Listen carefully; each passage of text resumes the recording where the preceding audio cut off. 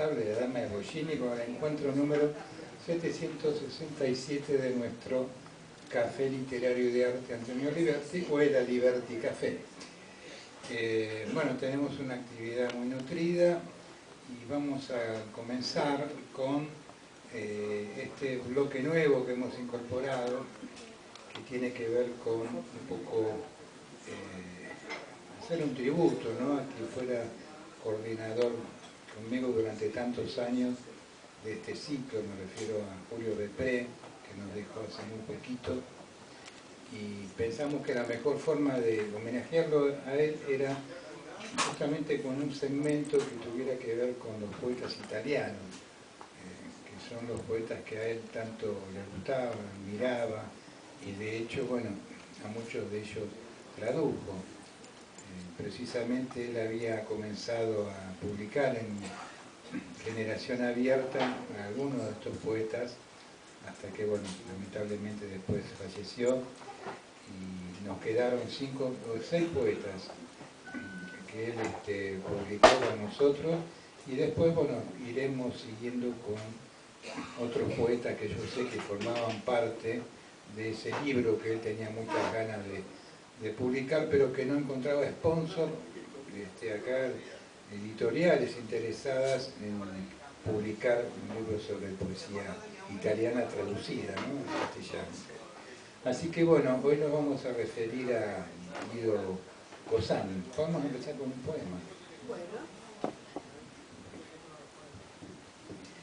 Buenas tardes, noches a todos. Otra inmensa alegría estar acá en el Aliberti Café. Como dice Luis, vamos a empezar con Guido Cozzani. Las dos calles. Entre orlas verdes, amarillas, de innúmeras retamas, la bella calle montañosa descendía en el valle. Y aquí, en el lento olvido, rápido a la vista, aparece una ciclista en lo alto de la cuesta. Nos vino al encuentro, descendió. Señora, soy Gracia, sonrió en el encanto de su atuendo escocés. Tú, Gracia, la chicuela, ¿me reconoce aún? Pero claro. Y la señora besó a la muchachita, la pequeña Graciela. 18 años ya. ¿La mamá cómo está? Y te has vuelto hermosa. La pequeña Graciela, tan traviesa y glotona. Señora, ¿se acuerda de esos años? Y así tan bella, vas sin muchachos en la bicicleta. Es que ¿no sigues un trecho a pie? Señora, con gusto. Ah, espera. Te presento al abogado, un querido amigo de mi marido. Te llevará la bicicleta. Sonrió sin respuesta. Conduje por el ascenso de la bicicleta, realzada con un gran ramo de rosas. Y la astuta señora y la osada muchacha, animosas, se movieron. La vida unió una a otra. Bueno, en cada una de las entregas que Julio nos hizo para la revista tenemos 5 poemas en castellano y 5 poemas en italiano. Y un breve raconto que él hace de cada uno de los autores, que parece importante leerlo justamente a través de las palabras de él, ¿no? Dice de Guido Cozzani, Julio Bepré. Nació en Aglie en 1888 y murió en Turín en 1916. La enfermedad que minó su organismo le insufló una conciencia dramática de su propio destino, y esta situación confirió a sus poemas momentos de amarga exactitud.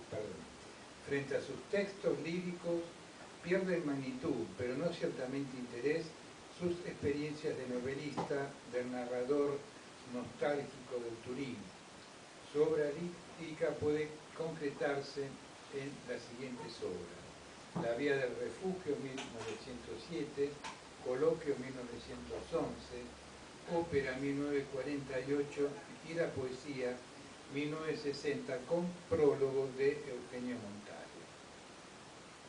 Es en la tradición turinesca donde se encuentran las raíces de la formación de Guido Bozzano a partir de la lectura de James Maeterlinck, Ramayán y Bergerain, lo que le posibilitó liberarse de su inicial danuncianismo. Tuvo también una nada común experiencia, un viaje a la India en 1912, motivado por su anhelo de frenar su maligna tuberculosis.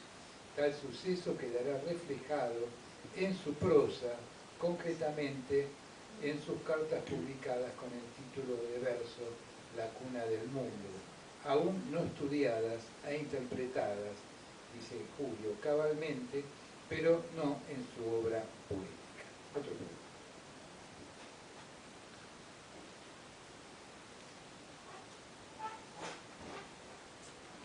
La ausencia. Un beso y estás lejos, desaparece, abajo en el fondo, allá donde se pierde la boscosa calle que parece un gran corredor en el verde. Vuelvo a subir por aquí donde hace poco vestía el bello traje gris. Vuelvo a ver el crochet, las novelas y cada sutil vestigio. Me asomo al balcón, abandono la mejilla sobre la baranda y no estoy triste, no estoy más triste.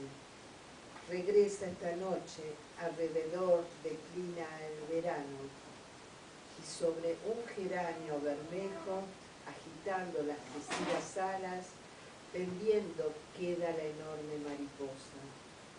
El azul infinito del día es como una seda bien tensa, pero sobre la serena amplitud la luna piensa en el retorno. La alberca fulgura, se calla la rana, pero escapa un esplendor encendido de esmeralda, de ascuas azules, el martín pescador. Y no estoy triste, pero estoy asombrado cuando miro el jardín. ¿Asombrado de qué? Nunca me he sentido tan niño. ¿Asombrado de qué? De las cosas. Las flores me parecen extrañas, sin embargo están siempre las rosas. Y también siempre están los geranios. Acertado en la elección de palabras y expresiones, tuvo el sano instinto de haber permanecido fiel a lo que era. Un esteta provinciano y burgués, pero verdadero en sus perspectivas, además de haber rectificado en gran medida la atmósfera que instaurara D'Annunzio, asumiendo una sensibilidad de contenido crepuscular. Bozzano logró constreñir al máximo las innovaciones formales, cultivando un verso funcional y narrativo. Fundó su poesía sobre una base psicológica pobre, aparentemente sumergida en tonos menores, pero verbalmente rica y festiva, dice Depré. Fue un hombre culto y plenamente conocedor de sus límites.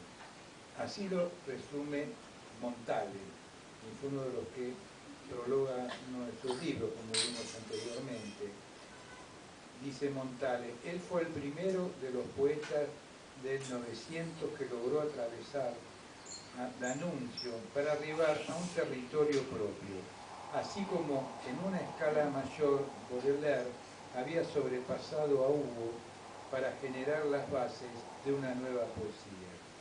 Y al resultado, quizá, pueda considerárselo modesto, pero revestido de una gran autenticidad.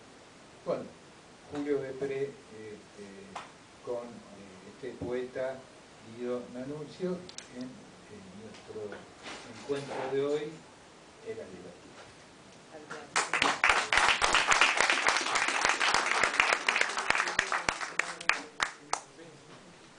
Bueno, gracias, Nora. No, por favor. Vamos a pedirle a Juan Villafani que se acerque Un aplauso para Juano.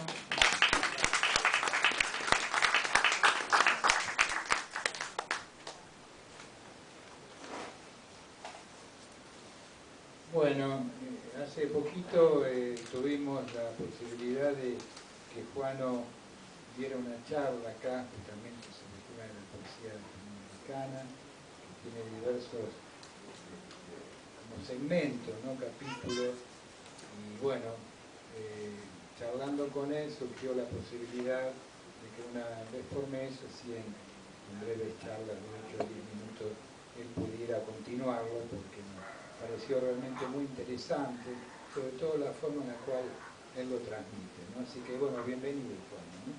Adelante. Bueno, muchísimas gracias, saludo a todas y todos, gracias por la invitación. La idea es poder comunicar lo que ha sido para mí un trabajo durante muchos años de investigación, de lo que implica como telón de fondo la historia literaria latinoamericana, poética literaria latinoamericana, y las experiencias poéticas, y a su vez asociadas al presente y a la vida cotidiana. Entonces uno traza definitivamente siempre, y esto como introducción siempre lo utilizo, la idea de este telón de fondo, en este caso me interesa abordar especialmente algunas tensiones en 8 minutos de lo que implicó el modernismo, y a su vez en esa línea, en ese telón de fondo, yo no trabajo con periodizaciones estrictas, una suerte de historiografía que existe también, uno la produce, sino en todo caso recorriendo este telón de fondo que va del modernismo, como ustedes saben, a las primeras vanguardias internacionales, al segundo movimiento de lo que fueron las vanguardias latinoamericanas, aquellos procesos internacionales que generaron las vanguardias en los primeros años del siglo pasado. Ocurre con el surrealismo, con el creacionismo, con el dadaísmo, generaron procesos de relocalización del fenómeno de las vanguardias, del segundo movimiento de las vanguardias, que fue típicamente latinoamericano, ¿no? Digamos que se nacionalizaron, adquirieron formas propias, como el dadaísmo en Colombia, los ánsicos en Ecuador, el techo de la ballena en Venezuela. Vendrán los años 70, 80, y la disputa por el canon, quién dirigía la poesía. Eso lo comenté con Calvo la vez pasada. Tuvimos una disputa muy particular al respecto. Si eran los neorrománticos, los neobarrocos, los objetivistas, los experimentalistas, o alguno de nosotros dos. Y esa condición sigue presente todavía.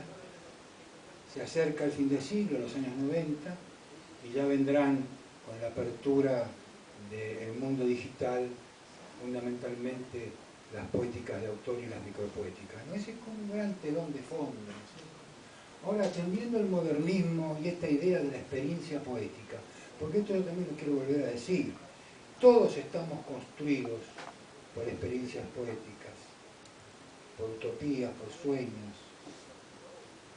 todos estamos construidos. Y sabemos además como poetas que todo tema es posible de ser abordado poéticamente. No hay temas para la poesía. Y que, bueno, existen infinidad también de experiencias poéticas, por supuesto, de epifanías. Pero si todas también son posibles experiencias poéticas, si todas son posibles experiencias poéticas, ¿qué es una experiencia poética? Es una pregunta retórica, pero es interesante.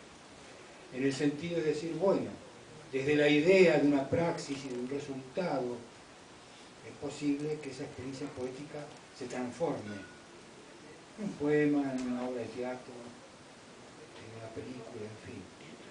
Pero este fenómeno tan particular en el modernismo, esta condición de poiesis que siempre uno recurre, esa idea del no ser al ser, ese pasar, esa energía que en un lugar particular estacionado queda la experiencia poética de cruzar un río, pero luego la posibilidad de realizar una obra con esa experiencia poética.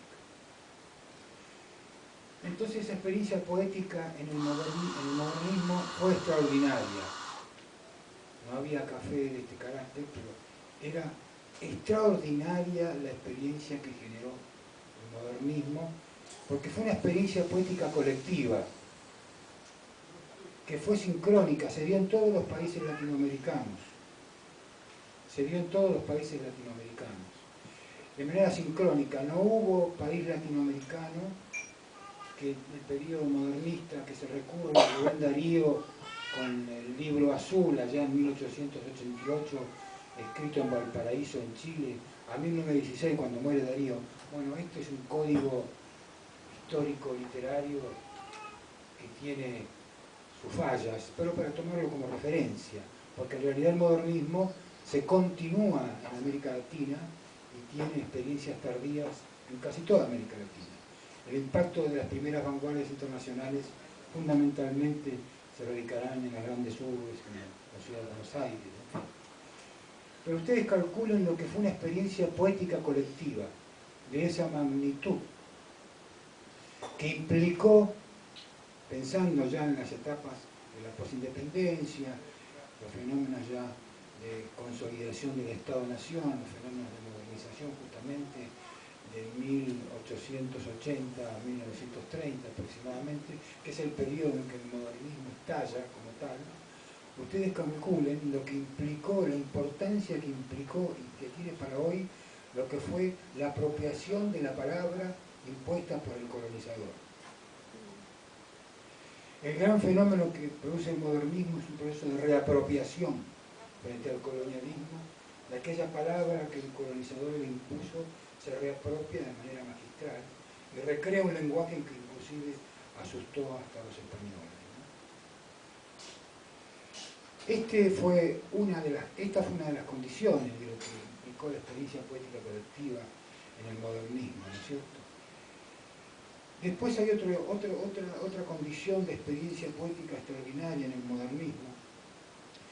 Y si ustedes leen, por favor, si ustedes han leído Rubén Darío, han leído a José Martí, Rubén Darío decía que José Martí era el maestro, ¿no?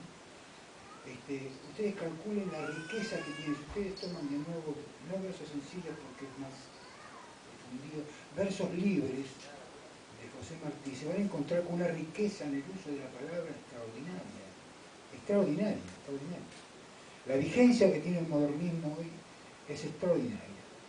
Y más allá del verso rimado, no verso rimado, digo, del uso de la palabra, ¿no?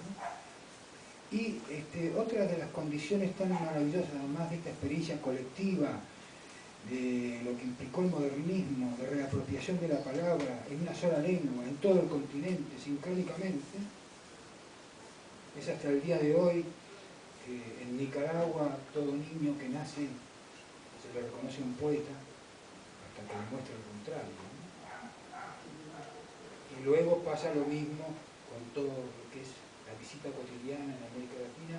Uno va camino por Ecuador, por Venezuela, por Colombia, algún amigo pasa por ahí y dice, chao poeta, adiós poeta, que no es poeta, el poeta es un amigo.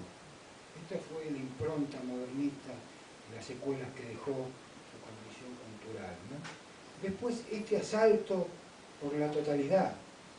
¿Cómo conquistamos la totalidad? Ir por la conquista de la totalidad fue otra de las condiciones que dio el modernismo como experiencia poética. Para dar el ejemplo de José Martí, que fue por la conquista de la palabra, pero fue también como intelectual, diplomático, como militar, como político. Murió en combate ahí en Los Ríos en 1895. Bueno, Cuba fue la última colonia española, ¿no? Como ustedes saben. Entonces esta conquista de la totalidad, esta conquista de la totalidad como experiencia poética. Y la otra maravillosa experiencia poética que está asociada a una obra magnífica de Shakespeare como La Tempestad, fue el sentido que se le dio al Ariel, el arielismo, ¿no? El movimiento arielista, lo que fue el libro de Rodó en 1900, Ariel. Y lo que es maravilloso como experiencia poética acá es el traslado histórico que genera una obra como la de Shakespeare, donde él la sueña y la recrea en base a lo que le cuentan los viajantes que andaban colonizando el mundo en aquel entonces. Y él creó La Tempestad, y creó los personajes como Próspero, Miranda, la hija de Próspero, Calibán, el Ariel, ¿no? Y se consideraba que en el proceso de modernización el sujeto de transformación iba a ser el poeta, ¿no? Definitivamente, en América Latina, iba a ser el poeta, o sea, iba a ser el Ariel, ¿no? Ariel de conocimiento. Después hubo una disputa en los 60, que en realidad es disputa de símbolos, pero lo que es maravilloso, disputa de símbolos entre si éramos Calibán, Ariel, si éramos Próspero, ¿no? Pero lo que es maravilloso es la potencia de lo que es la experiencia poética trasladada como fenómeno histórico para entender y darle potencia al sentido de la experiencia poética cuando esté realizada. Imagínense ustedes los años que pasaron y aquel sueño pasó a ser la disputa simbólica en América Latina. ¿Quién se lo hubiera propuesto? ¿Quién se lo hubiera propuesto? Entonces ahí tenemos otra experiencia poética trasladada como historia, ¿no? Trasladada como historia que dio lugar justamente al fenómeno del arielismo, que fue Valle de la Torre en Perú, e inclusive esa condición impacta hasta en la reforma universitaria del 18. O sea, ustedes fíjense lo que implica la reapropiación de la palabra, la creación de un nuevo lenguaje de aquella condición impuesta por el colonizador. Y yo creo que para terminar, como dialéctica en la historia de los acontecimientos, hablábamos recién acá en la mesa, frente a la inteligencia artificial y la colonización algorítmica, hay que ir por las condiciones justamente de reapropiación, ¿no? De reapropiación de las nuevas tecnologías y poder generar nuevos contenidos, soberanía digital, el comercio electrónico, la inteligencia artificial, soberanía. Sí, bueno, ¿por qué no podemos tener nosotros un motor de búsqueda latinoamericano? Si el uso de la palabra lo manejamos nosotros, ¿por qué no tenemos un motor de búsqueda latinoamericano? ¿No es cierto? Y de hecho, con Jorge Luis Borges anticipamos al Google, con la Torre de Babel, que me regreso cuenta, pensando en que en un solo lugar estarían todos los libros del mundo, ¿no? Como la gran biblioteca de Alejandría, la Torre de Babel, de Borges. Entonces yo creo que es fundamental esta dialéctica de la reapropiación a propósito de lo que implicó el modernismo, ¿no? Aquellas palabras que me impusieron a mí, que las utilicé para crear un lenguaje maravilloso, nuevo. Lo mismo, estamos en las mismas condiciones para poder pensar en una nueva dialéctica totalmente frente a la colonización algorítmica, de la inteligencia artificial, para salir de la lógica del fetiche y del permanente sometimiento que pensamos nosotros que hemos llevado al fin de la palabra, ¿no? Del pensamiento. No, estamos en un momento que puede ser cumbre de esas condiciones. Así que bueno, el modernismo está presente en estas lógicas, en estas experiencias poéticas, yo creo, y en esta condición dialéctica de reapropiación, ¿no es cierto?, del uso de las nuevas tecnologías. Bueno, muchísimas gracias. Fantástico, Juan, muchísimas gracias, muy interesante como siempre, realmente me faltan los autores que nombraste, ¿no? Va a seguir, Juan, va a seguir con otros temas vinculados. Bueno, vamos a ir a narraciones breves. Susana Aguad con María Marta Bonet. Adelante. Muchas gracias. Gracias, Luis. Buenas noches. Bueno, en narraciones breves, Susana Aguad. Hoy traemos a un autor mexicano, Juan José Arreola, muy importante del siglo XX, y muy ligado al relato breve, a la parábola, a la ironía y también a cierta forma de extrañeza. Sus textos muchas veces parecen simples, hasta que algo se desplaza. Arriola pertenece a esos escritores capaces de sugerir un mundo entero con muy pocas líneas, que es la magia del microrrelato, de la microficción, de la narración breve, decir mucho, profundo, con pocas palabras. Y lo interesante de Arriola, que es un tema que trabaja mucho, no tan sutilmente, pero sí genialmente, es la perturbación. Porque siempre después de leerlo, algo queda vibrando dentro de nosotros. Lo vamos a notar en el último cuento breve que voy a leer. El tema de la perturbación está muy presente. Además, en muchos de sus relatos aparece el absurdo, la crítica social, la fragilidad humana y también una mirada muy lúcida sobre los mecanismos de la vida moderna.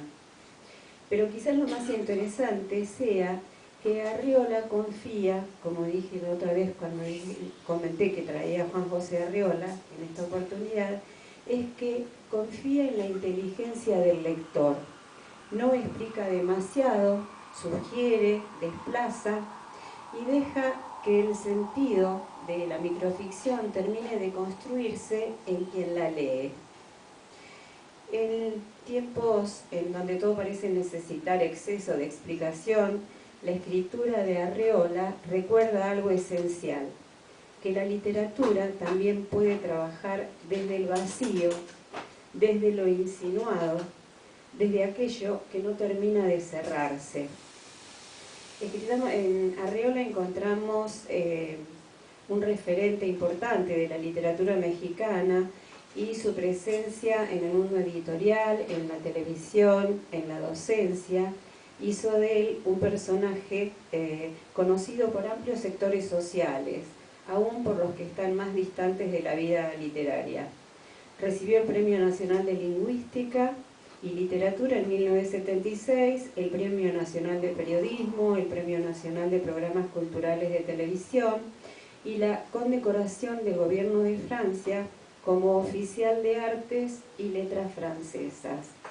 Vamos a ir a las microficciones, algunas muy breves y después una narración más larga, que es la que hablo acerca de la perturbación que puede producir una lectura, y voy a leer antes de ese cuento unas palabras de Borges acerca del mismo. Armisticio. Con fecha de hoy, retiro de tu vida mis tropas de ocupación. Me desentiendo de todos los invasores en cuerpo y alma. Nos veremos las caras en la tierra de nadie, allí donde un ángel señala desde lejos, invitándonos a entrar. Se alquila paraíso en ruinas. Cláusula 3. Soy un Adán que sueña con el paraíso, pero siempre me despierto con las costillas intactas. Cuento de horror. La mujer que amé se ha convertido en fantasma. Yo soy el lugar de sus apariciones. Felinos. Si no domesticamos a todos los felinos, fue exclusivamente por razones de tamaño, utilidad y costo de mantenimiento. Nos hemos conformado con el gato, que come poco. En palabras de Borges, Arriola era un escritor que podía haber nacido en cualquier lugar o en cualquier siglo, ya que su literatura fija su mirada en el universo y en sus posibilidades fantásticas.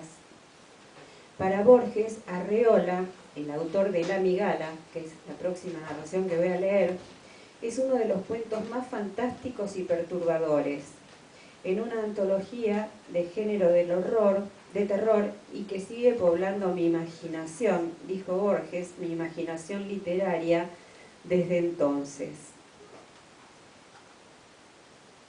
En La Migala, en este cuento, el protagonista decide que va a hacerse a sí mismo lo más atroz que una persona puede hacerse a uno mismo.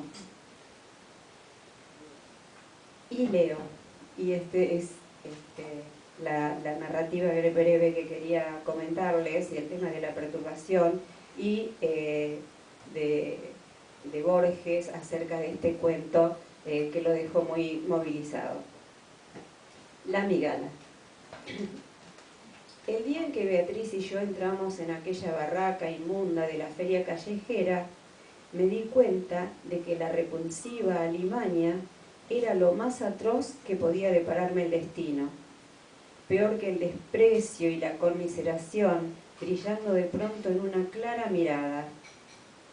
Unos días más tarde volví para comprar la migala y el sorprendido vendedor me dio algunos informes acerca de sus costumbres y su alimentación extraña. Entonces comprendí que tenía en las manos de una vez por todas la amenaza total, la máxima dosis de terror que mi espíritu podía soportar.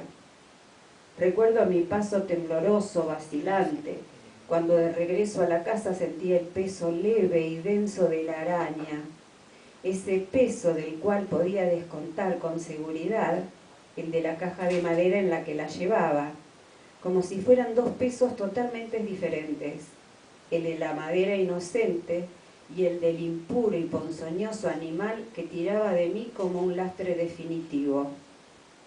Dentro de aquella caja iba el infierno personal que instalaría en mi casa para destruir, para anular al otro, el descomunal infierno de los hombres. La noche memorable en que solté a la migala en mi departamento y la vi correr como un cangrejo y ocultarse bajo un mueble, ha sido el principio de una vida indescriptible. Desde entonces, cada uno de los instantes de que dispongo ha sido recorrido por los pasos de la araña, que llena la casa con su presencia invisible.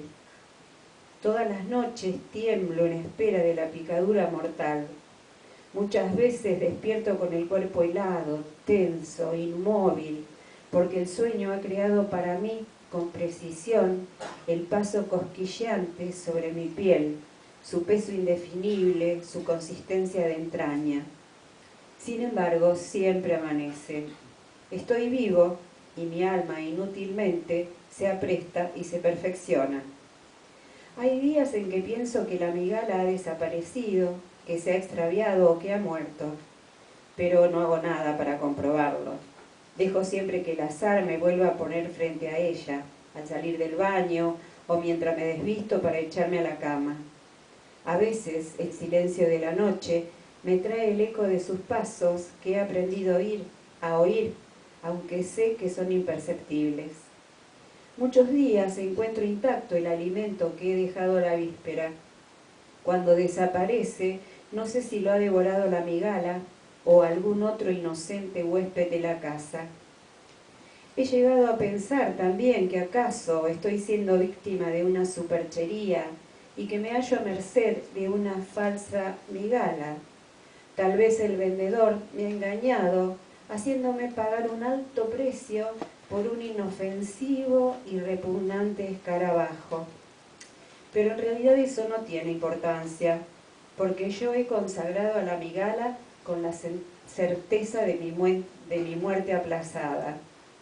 En las horas más agudas del insomnio, cuando me pierdo en conjeturas y nada me tranquiliza, suele visitarme la migala. Se pasea embrolladamente por el cuarto y trata de subir con torpeza a las paredes. Se detiene, levanta su cabeza y mueve los palpos. Parece husmear, agitada, un invisible compañero. Entonces, estremecido en mi soledad, acorralado por el pequeño monstruo, recuerdo que en otro tiempo yo soñaba en Beatriz y en su compañía imposible. Perturbador al 100%.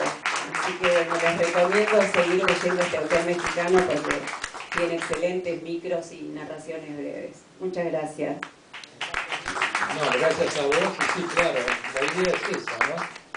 Poder mismo descubrir a muchos de ellos y a partir de ahí, ¿no? Poder profundizar, por supuesto. se destaca el tema de contar con la inteligencia del lector y, como decía el otro día, que el lector remate y dé el jaque mate que necesita el cuento. Muchas gracias. Que no sea un espectador solamente, no como lector, sino que participe en la finalización. Muy bueno eso. Gracias, María Marta. Bueno, vamos al espacio musical con Oscar La Higuera y Paco Rizzo. Tenemos acá una invitación, ustedes ya la han recibido, pero lo vamos a comentar. Quinto concurso literario, cuentos, relatos y poemas, Palabras que Cuentan 2026. Convoca el taller literario Letras sin Fronteras en el sitio de memoria Ex Olimpo, que está en Ramón L. Falcón, 4256 en Cava. La recepción de los trabajos, 1 de abril hasta el 30 de septiembre de 2026. Bueno, acá hay unas bases solicitarias en concursolit.fronteras.exolimpo@gmail.com. Ustedes igual ya lo tienen, pero bueno, era importante igual poder comentarlo públicamente por todo lo que tiene que ver, ¿no?, con el Olimpo. Bueno, adelante.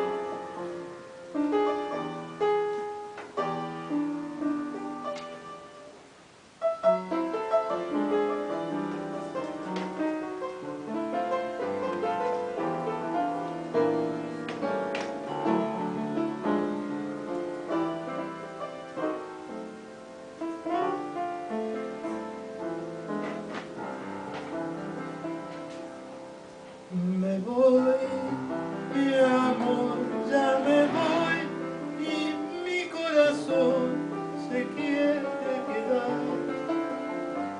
No sé si vuelvo después, o acaso tal vez la vuelvo a encontrar. Mi bien, yo quiero también estar con usted y debo partir. Me voy, mi amor, ya me voy, y al decir adiós me siento morir. Y está de más suplicar cuando el corazón se quiere quedar. Tú quieres, corazón, quedarte. Yo quiero, corazón, llevarte. Justo ahora se te ocurre enamorarte, corazón. Justo ahora que me voy.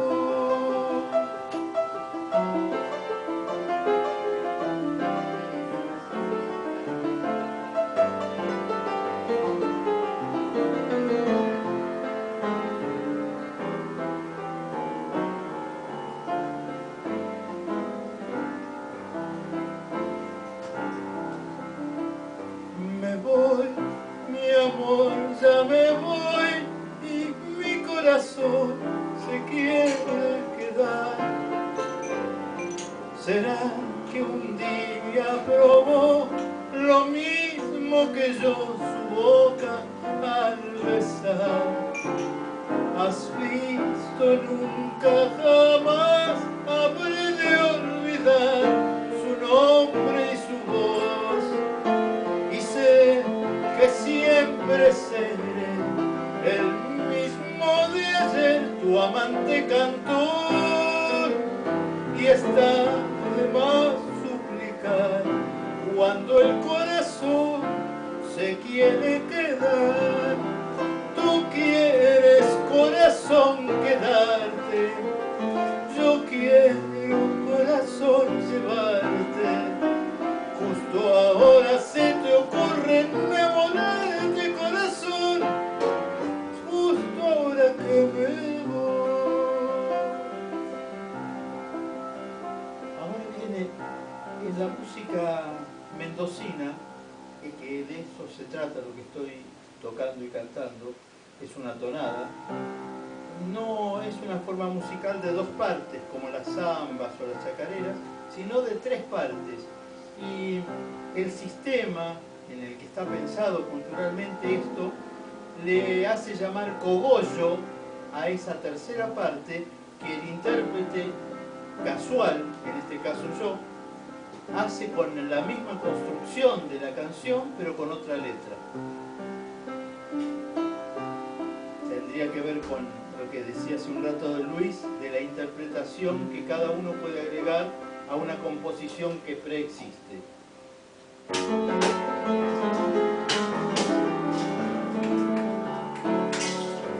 Su luz conmigo y no está, y su corazón no sé qué dirá. Me gustaría saber que también a él le duele extrañar. Canciones siempre tendré, nuevas o de ayer, siempre para amar. No está y mi corazón al suyo le pide solo un poco más, y al mío le pido yo que me dé valor para continuar. Tú quieres, corazón, quedarte, yo quiero, corazón, llevarte.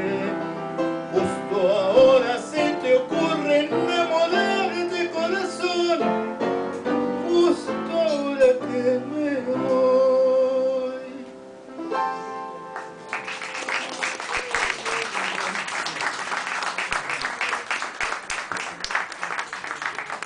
Bravo, Cas.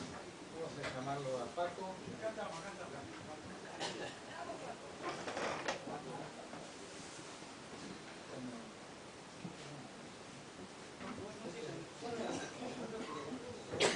Hola.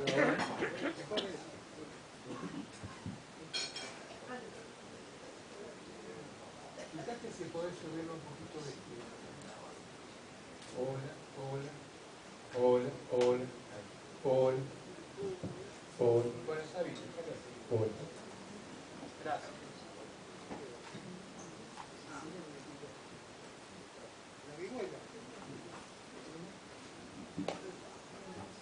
Aló, aló. Buenas noches, tengan todos los amigos.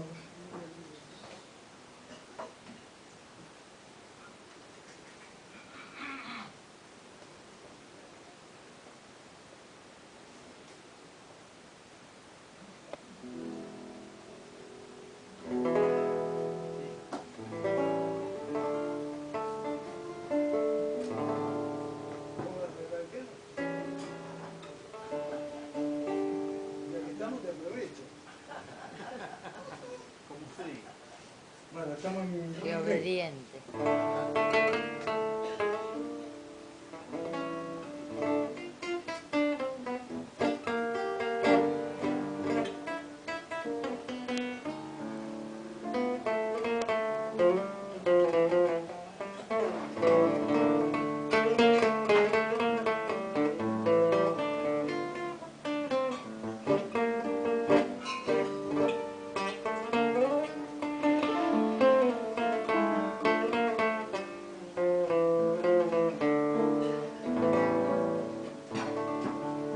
Almanaque alegre, lleno de colores, noche bulliciosa, carnaval sonriente, hoy se olvidará de su dolor la gente, risa y cascabel habrá en los corazones, el baile ha empezado, lo anuncia la radio, en torno a la cerca que vence distancia, y yo estoy tan solo aquí en esta danza, donde estoy tan triste, donde sufro tanto. Esta noche en Buenos Aires, ¿quién de mí se acordará? Si el alegre carnaval ha de llevársela el baile. esta noche en Buenos Aires, papelitos de color, aunque no quiero olvidar, me perderé su corazón.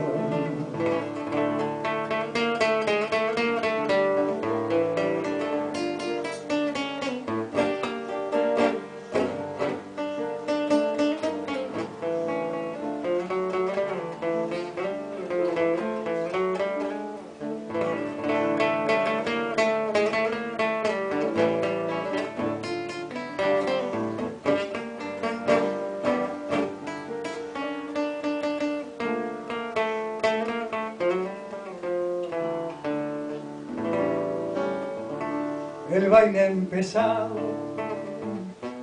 lo anuncia la radio, en torno a la cerca que vence distancia, y yo estoy tan solo aquí en esta danza, aunque estoy tan triste porque sufro tanto. Esta noche en Buenos Aires, ¿quién de mí se acordará?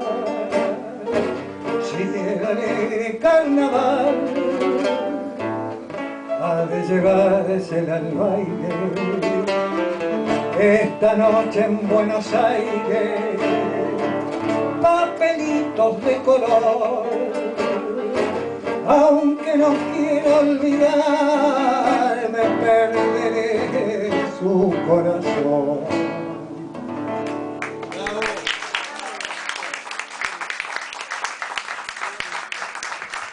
Muchas gracias, Paco, muchas gracias, Oscar. Seguimos luego con cuando viene la poesía, que hacemos un mechado de ambas cosas. Vamos a pedirle a Diana Gaspar que se acerque a la parte de artes visuales. Adelante. Sí, le pido a Karina Beltrán.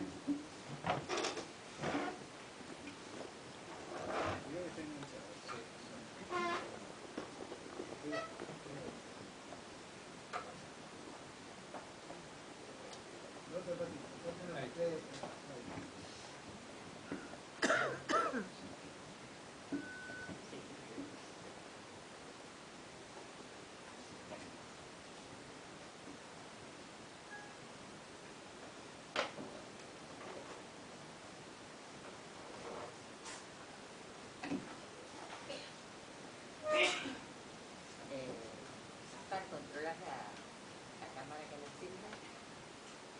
Este es vos. Tenemos las dos. A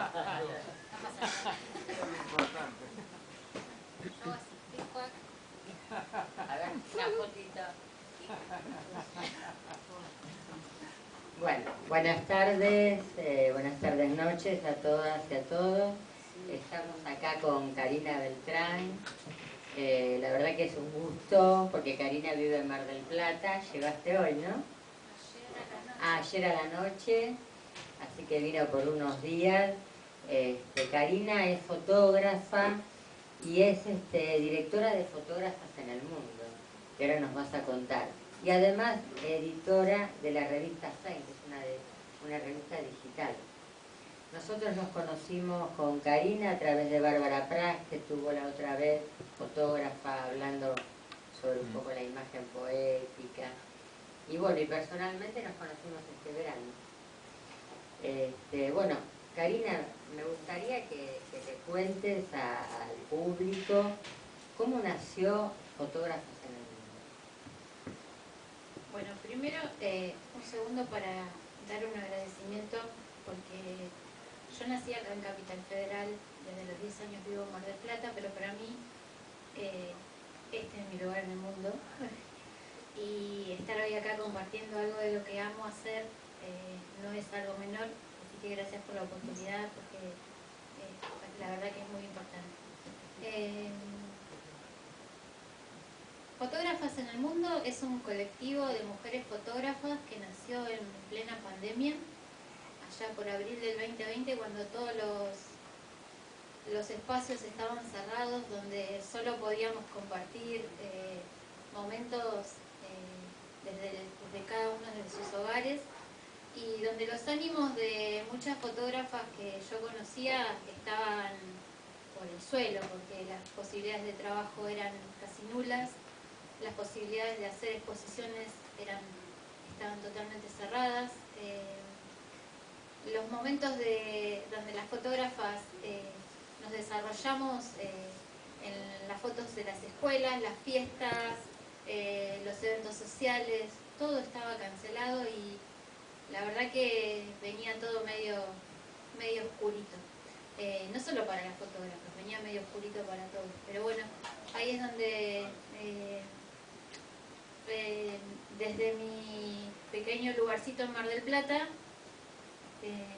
yo siempre cuento que mi pandemia había sido un año antes por cuestiones personales y como que había algunas herramientas que tenía ahí guardaditas de esa experiencia y dije, bueno, algo hay que hacer, algo hay que mover.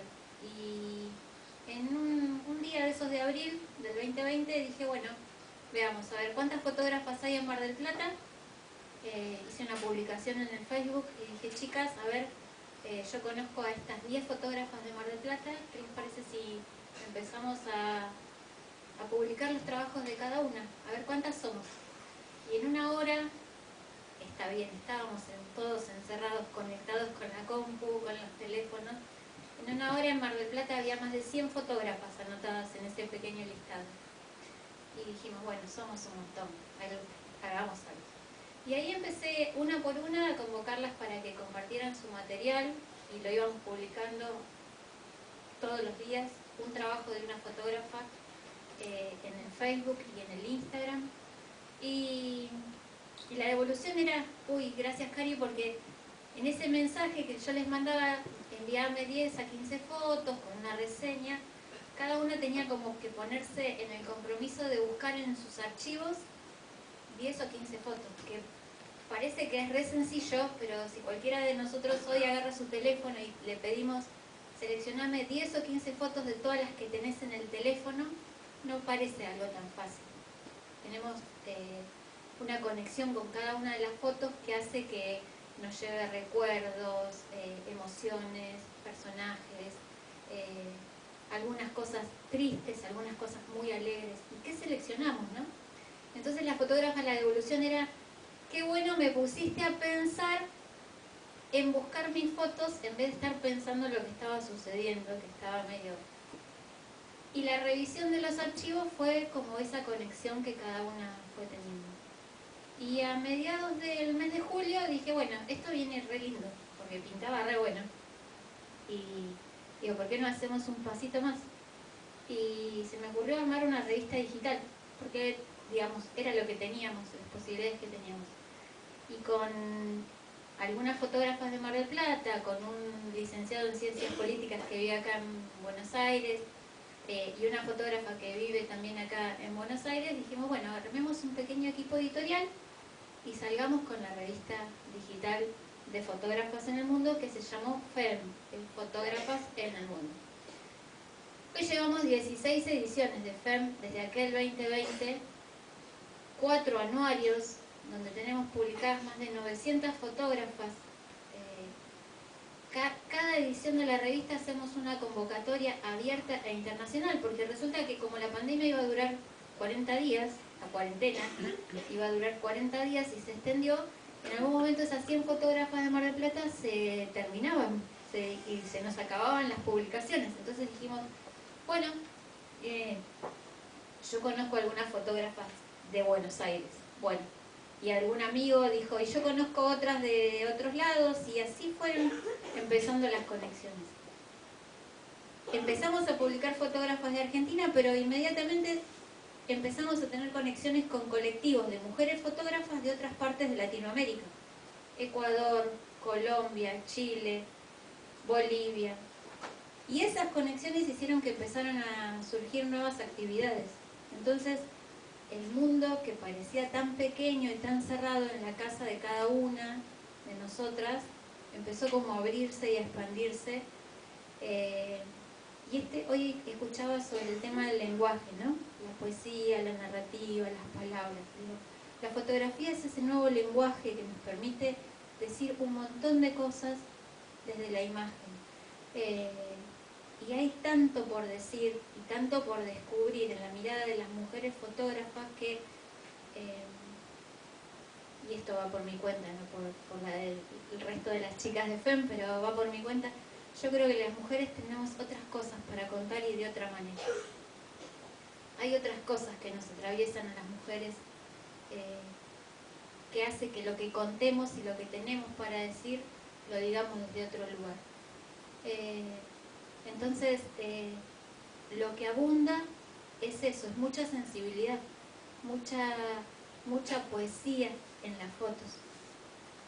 Y estos intercambios que se dieron en Latinoamérica empezaron a cruzar el océano y empezamos a compartir trabajos con fotógrafas de Europa, de Asia, y a todos nos estaba pasando lo mismo, a todas nos está pasando lo mismo hoy en día. Cambian los territorios, cambian las coyunturas particulares de cada lugar, pero a todas las mujeres nos va pasando lo mismo. Todas tenemos un montón de cosas para decirnos, todas necesitamos espacio para contarlo. Por eso agradecemos cada vez que se nos abre la oportunidad para decir un poquito de lo que hacemos, porque no lo venimos a decir por fotógrafas en el mundo, lo venimos a decir por cada una de esas mujeres que está por ahí sintiéndose un poquito silenciada, un poquito relegada. Entonces queremos que eso sea para un motivo para agradecer. Qué bueno todo lo que vos contás y además cómo surgió en un momento tan particular para el mundo, ¿no? No solo para nosotros como país. Y contarnos qué proyectos tenés ahora, o sea, cómo va a trabajar. Yo sé que el año pasado hicieron una muestra acá en el Centro Cultural Rojo y que hicieron un congreso también. Entonces, ¿qué proyectos tenés para este 2023? Bueno, primero, me acordé de algo porque mi memoria es como la de Doris de Nemo, ¿viste? Trajimos algunas cositas porque vine acompañada por Gigi Cámara, que es una fotógrafa nacida en Jujuy, que vive acá en la ciudad de Buenos Aires, que es parte del equipo de FEM y que me está haciendo la banca acá y que se agradece. Y a Gerardo Irigoyen, que es artista visual, que está por ahí también, que vive acá en Buenos Aires y en Mar del Plata, un tiempo compartido, y que generosamente me están haciendo la banca porque es un lugar importante. Pero lo que trajimos es algunos recuerditos, algunas fotos de las fotógrafas de FEM, algunos libros, algunos cuadernos como para obsequiarles y regalarlos. Gigi, me dejé los libros ahí, los de Sabri y Leti. Tenemos proyectos, un montón de proyectos. Siempre se nos ocurren nuevas ideas y encontramos cómplices listos para acompañarnos en esas ideas. Así como apareció la revista, después apareció, la cuarentena terminó y estuvo la posibilidad de empezar a hacer muestras presenciales.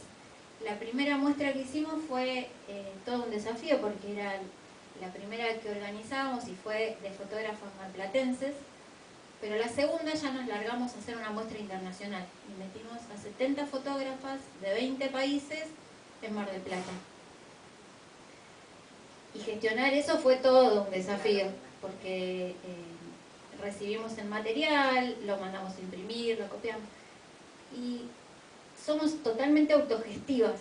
No dependemos de nadie, no tenemos recursos de nadie, y así nos gusta estar, porque eso también nos da una libertad para poder accionar. Nos encantaría tener sponsors, pero así vamos recontra bien. Y las muestras, aparecieron las muestras, primero la revista, después las muestras, y bueno, hicimos la primera muestra internacional. ¿Y qué hacemos? Y hagamos lazos con los colectivos. En esta muestra internacional participaron 5 colectivos de Latinoamérica. Bueno, y ahora empecemos a trabajar en un encuentro de colectivos latinoamericanos. Entonces nos pusimos a trabajar hace 2 años, también de manera virtual, que es todo un desafío organizar un encuentro de colectivos en la ciudad de Mar del Plata. y lo concretamos en el mes de noviembre del año pasado.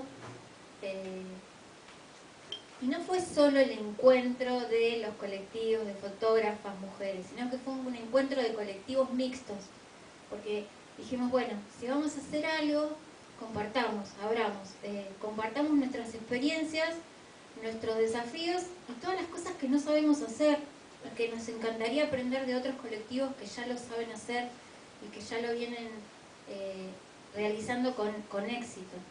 Entonces, en un abordaje un tanto loco, porque eso también es algo que nos caracteriza, organizamos todo de manera online. Nos juntamos los 4 colectivos organizadores una vez por semana, en Ecuador, en Colombia y en Argentina y en Estados Unidos, y le metimos para adelante y sacamos el encuentro. Vinieron chicas de toda Latinoamérica a Mar del Plata, pero además se realizaron actividades en los distintos países de manera sincrónica.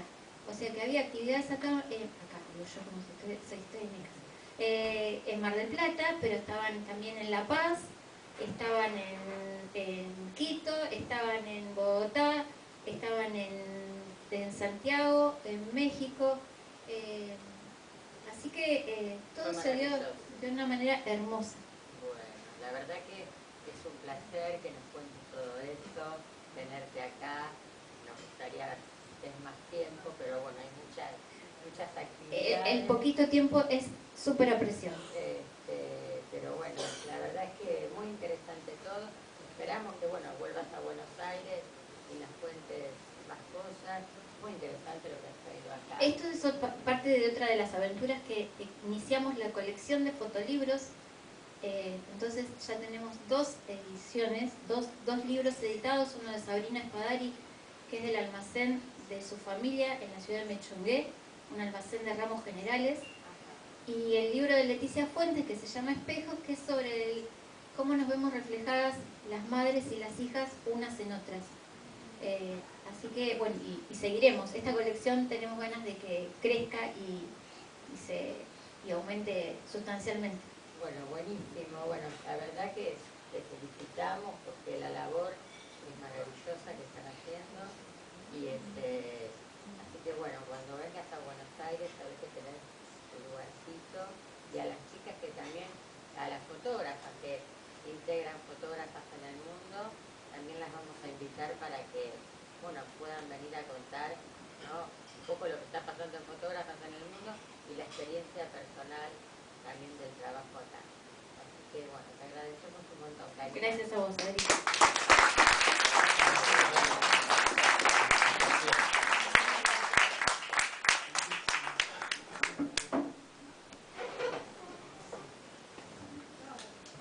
Bueno, gracias, realmente muy interesante. Bueno, esto es lo que tiene el ciclo también, ¿no?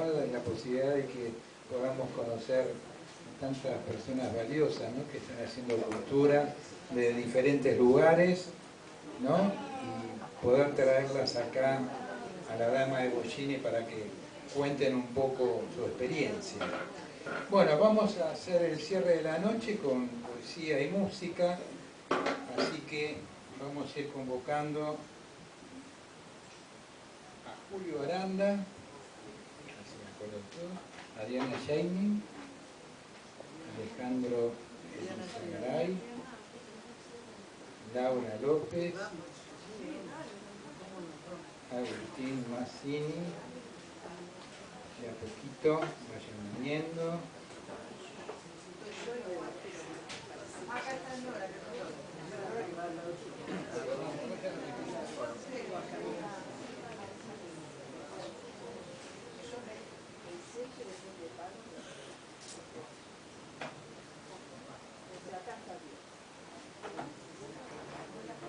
Bueno, y falta María Rodríguez Casao, que está allá atrás. Nosotros vamos a estar parados porque no hay lugar para... Sí.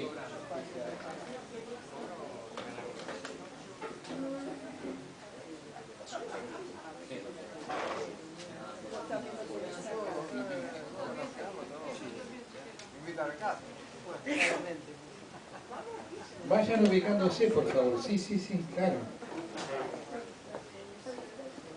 Adelante, Marita. No, por favor.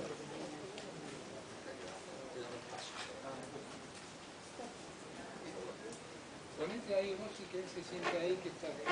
Adelante,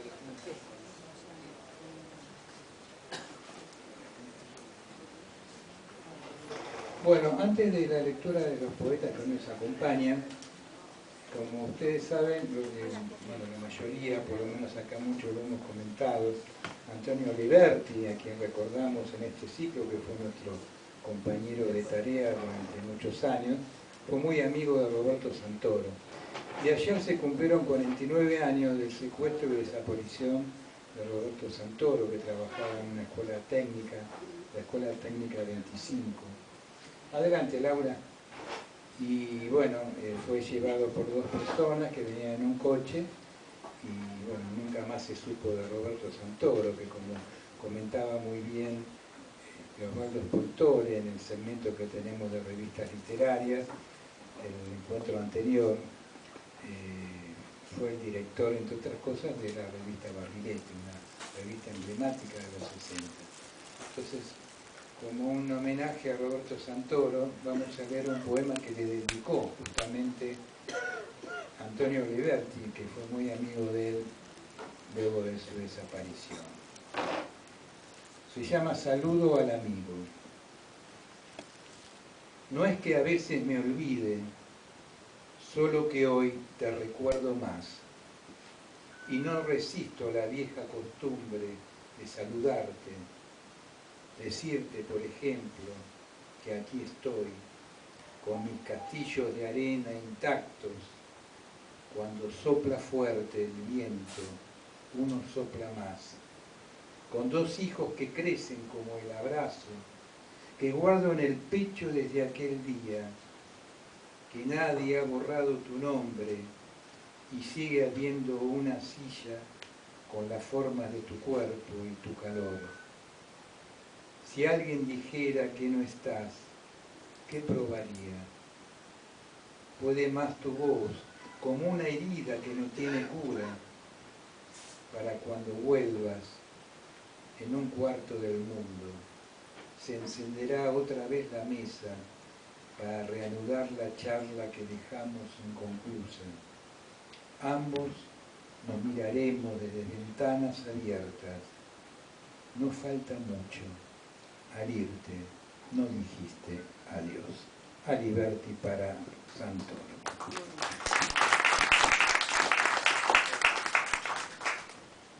Y ahora sí, entonces vamos a ir a esta mesa interesante de poesía que hemos armado.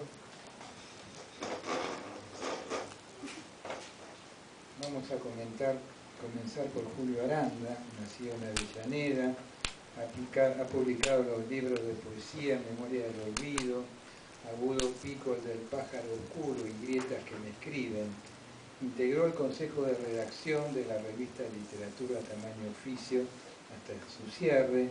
Obtuvo el primer premio de poesía Roberto Juarros, otorgado por la Municipalidad de Almirante Brown, el primer premio de poesía otorgado por Gente de Letras y el primer premio de poesía otorgado por Mesas Redondas Panamericanas, entre otras distinciones. Actualmente es colaborador en la revista de poesía La Guacha. Bueno, un gusto, Julio, que estés nuevamente acá en nuestro ciclo y te escuchamos. Adelante. Hola, ¿se escucha? No, ¿sabes? Este es el lugar. Buenas noches a todos. Bueno, gracias por la invitación a Luis y a todo el equipo que forma el Aliberti Café. Agradecido de nuevo de estar acá con ustedes y bueno, les voy a compartir algunos poemas de un libro inédito que está esperando ver la luz, pero bueno, se viene retrasando un poquito. El libro se llama Cadenas Vivas. De ahí rescaté algunos poemas para compartir con ustedes. En tránsito. Caravana de autos flagelando las luces, transitando a la nada sobre la nada misma. Observo la avenida, El macadam que duerme su compacto destino y la gente que ignora lo que atrapan sus ojos, gente que ya no ríe aunque se sienta alegre, gente que ya no llora aunque se sienta triste, gente que busca un alma para habitar el cuerpo. La pesadumbre en ciernes por tanto de gobierno, mutilados de sueños, partidos en promesas, y mientras tanto el premio de un viaje hacia el olvido, donde se estrella el hambre contra sus lenguas muertas. Caravana de autos engañando a la urgencia, simulando la vida, abrazando la histeria. Observo la avenida, ya no río ni siento, ya no lloro ni espero. ¿En qué lugar del viaje fui perdiendo mi alma? Campanadas. Sonaron las campanas con un vaivén frenético. ¿Qué pasa?, preguntaba el hombre de los pies descalzos. No lo sé, respondía la mujer que escondía una rosa en su larga cabellera. Es la hora, gritaba el albañil y se trepaba a un andamio de huesos. Todos fueron acercándose a la plaza y las campanas no dejaban de sonar. ¿Quién tañe las campanas?, decía el ciego poniendo sus manos por delante para que no lo embistan. Es Dios, repetía la mujer con un pañuelo atado a la cabeza y pedía una moneda a los presentes. Los niños miraban hacia el campanario, desenvolvían caramelos y hacían bollitos con el papel para arrojárselos a las palomas que se chocaban asustadas. Cuando todos estuvieron reunidos en la plaza, las campanas dejaron de sonar. Entonces, unos a otros se abrazaron nerviosos, expectantes, y poco a poco olvidaron sus nombres para siempre.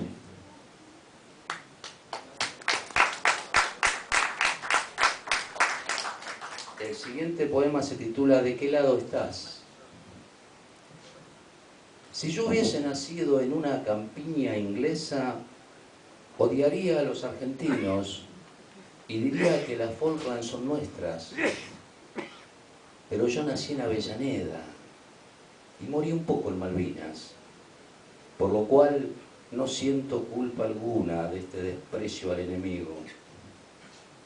Lo que no puedo comprender es ver a ese muchacho caminando por el centro de Quilmes, luciendo muy airoso la casaca del Liverpool. Bueno, para ir cerrando voy a leer 2 poemas más, así compartimos el tiempo. Balcones hacia el sur. Nativos de ojos grandes saludan en silencio desde una historia rota. Las calles color sepia dan vida a los muñecos que juegan a crecer. Grito y dolor de voces, arrullando a una patria que dejó de ser niña y se prueba un vestido de madre sola que duerme en estación abandonada. Vuelos de palomas atraviesan las guerras y halcones enterrados braman al sol, pero torciendo sus cabezas hacia el norte. De un cielo conquistado se desprenden anzuelos que caen sobre los techos de casas melancólicas que brillan como escamas. Balcones hacia el sur. Sueños de amores subastados en carnes, girando en círculos viciosos. Nadie cierra los ojos, pero eligen no ver. Balcones hacia el sur. Paredón tras paredón, mis muertos me saludan con sus brazos en alto. Bueno, y para cerrar, este poema breve que se titula Quien quiera oír. Hablen, griten, abran el cielo hasta que caiga todo, exijan que cada gota de sudor sea un río, que cada río sea un tigre furioso. Clamen, quemen las palabras que no sirvan, que sangren los silencios, que cada hueso cruja contra tierra. Muchas gracias.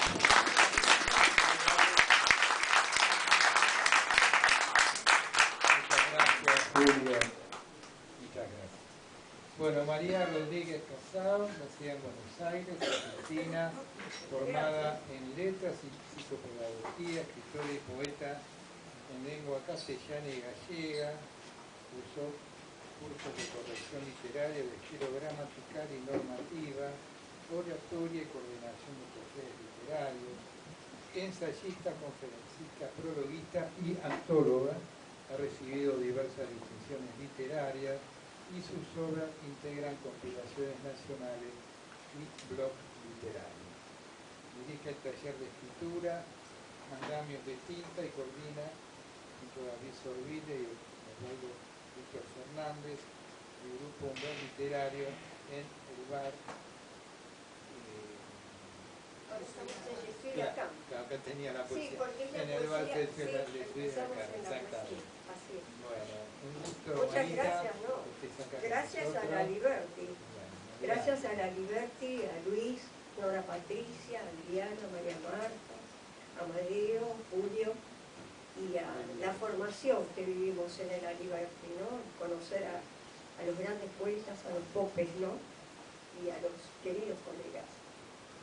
Bueno, voy a leer dos poemas que tienen un hilo conductor sobre las figuras mitológicas, ¿no? Son muy interesantes traerlos a la cotidiana, al día a día. Embuste. Ulises no es el héroe ni la absurda contienda del Olimpo. Ulises, en verdad, es un muchacho que se asoma a la mar como a la vida, sin desear que tejan en su ausencia un manto de perezas. Más aún, Penélope tampoco es verdadera. La mujer que a Ulises le acecha el sueño es una chica de jean deshilachado y pelo sauvage, con libertad y mirada en propio cuerpo, sin importar razones sobre las humedades de su sexo. Detrás de la prisa de sus pasos, la esclavitud en Calipso, los 108 pretendientes, el obstinado deshilar nocturno. Cuando el cíclope detenga la luz roja, para ella, que no es Penélope, la elevada montaña del Parnaso ha de volverse lonja de asfalto en busca del amado. Aturden en la esquina los abrazos del encuentro y rock metálico entonan las sirenas. Al trecho, ella y quien no es Ulises habrán de fundar 30 ciudades. Único viaje de los tiempos. Solo amor es verdadero.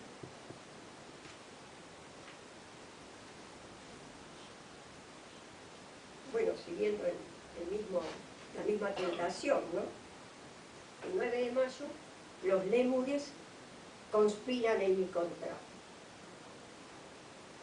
En el bondi, la frente baja, los ojos en el suelo, viaja la única maravilla del planeta, milagro dado a luz por Esmirna en pleno microcentro. Baja los ojos hacia el celular. Ante la bella curvatura de su espalda, Adonis apenas pisa el espacio de un cómic. Y ni siquiera Leito, hijo de Lequion, puede competir con la sublime arquitectura de su frente. Como si fuera posible, lo llamo desde mi cabeza. Y Domeneo, pretendiente de Helena, miradme a mí que estoy en este bondi. A mí, junto a la ventanilla de la izquierda. Miradme a mí, Leandro, que mi faro no se opaca. Y el Helesponto está a un trecho de tu asiento. Qué enigmática moneda ha de tentarte este 9 de mayo conjurado de festines. Por todos los dioses, léeme a mí los chats que en procesión te envío a tu correo de voz, de boca, de lengua, de garganta deliciosa de placeres. Dame el brillo de tu iris oscuro en medio de la bestialidad del mundo. En esto estaba mi yo, mi todo yo, mi pienso yo y en semipetente adoración, cuando Josué, recitador de salmos, sonrió a la pantalla con ritus de divinura egregia y tomó la llamada sin demora. Cierto vértigo elevó la exaltación de fuego. Hermes saltó del pasillo del bondi hacia la puerta trasera y mi suplicio amoroso a codazos hubiera querido detenerlo. No me dejes, Eris, en este bondi, no me dejes. No te distraigan las sirenas urbanas que cantan en tu celu. Yo prometo tejerte una diadema de laureles en el pelo. Átame a tu cortejo. Hay un trono de incienso y mirra en mi living y un espejo que refracta la pasión de Casiopea. No me dejes, Perseo, encadenada esta roja. No te bajes sin que bese tu cuello de cervantillo y derrame perfume en tus santificadas plantas. ¿Acaso no sabés que es 9 de mayo y los amantes se encuentran sedientos de los goces que los lémules prometen? Llévame a tu alcoba, oh rey, a tu alcoba y a tus sueños. Imantada de celos, apenas pude ver que Giacinto, elástico y viril, en medio de la farándula de cuerpos, saltaba de los peldaños y entre dinastías de hormigas se escurría. Impermeable al bautismo de la dicha, el bondi avanzó por la avenida a contramano del deseo de los lémules.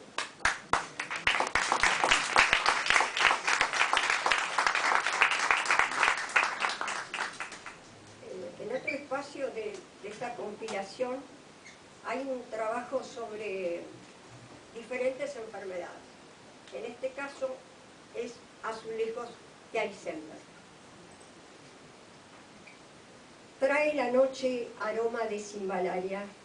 Siempre la hora llega con esta arquitectura desvelada y trina lejos, lejos, un pájaro de aire.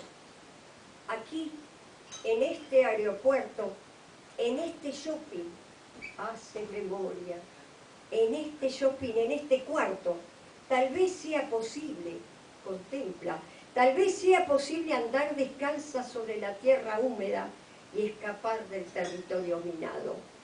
Ahora deletrea, ahora se aleja la penumbra y es tibio el éxtasis del beso, las risas del verano, los bellos atavíos del abrazo.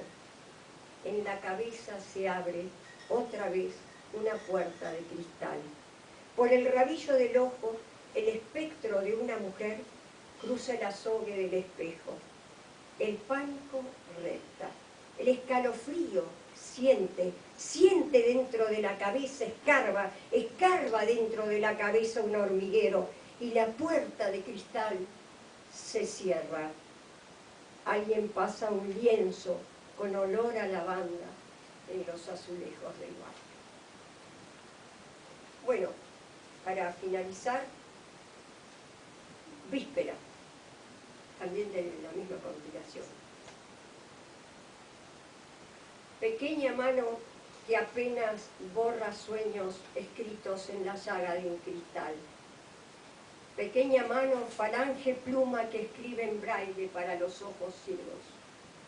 Ardida lámpara que duele en cada centímetro del cuerpo, incapaz de alumbrar. Plumaje trémulo que por la endija del dolor a tientas palpa la historia.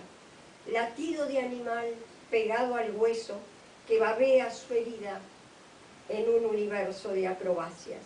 Pequeña mano que rasga un sudario de letras para pedir piedad sin nada que la cubra.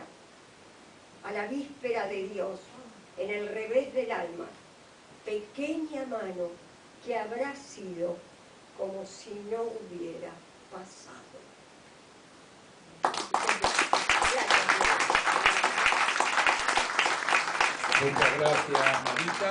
Vamos a un tema musical con Paco Oris.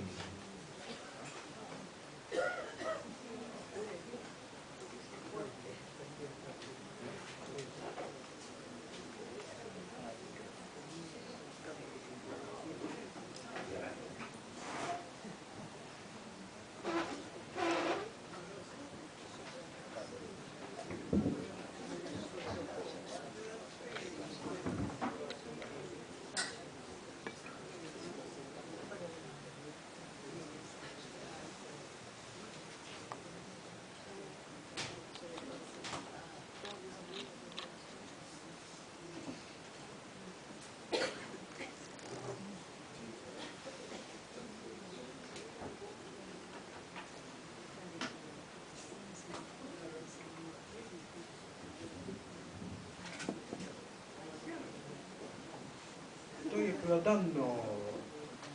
Te va a costar caro. Ahora sí. Bueno, estamos en mic.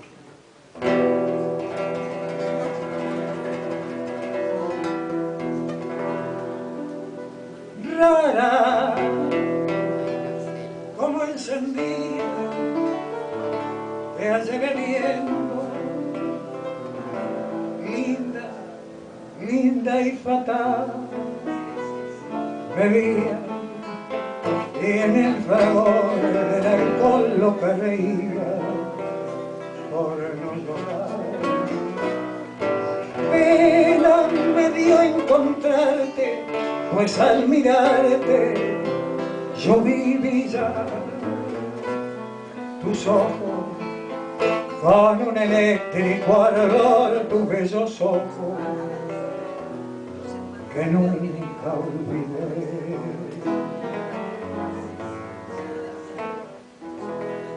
Esta noche, amiga mía, el alcohol nos ha embriagado. ¿Qué me importa que se rían, que no son los mareados? Cada cual tiene su pena y nosotros la tenemos. Esta noche beberemos porque ya no volveremos a vernos más.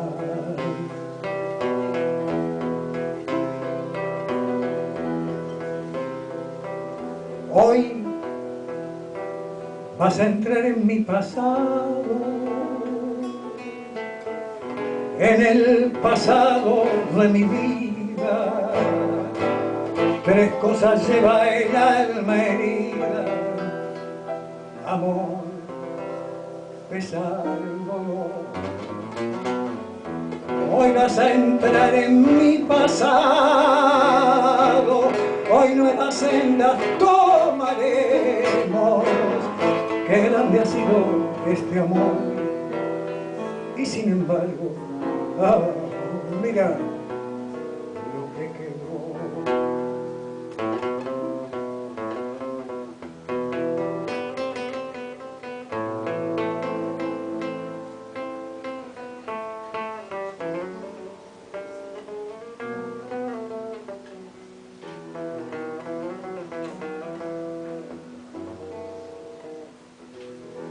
Esta noche, amiga mía, el alcohol nos ha embriagado. ¿Qué me importa que se rían y que digan allí van, esos son los mareados? Cada cual tiene su pena y nosotros la tenemos. Esta noche beberemos porque ya no volveremos a vernos más.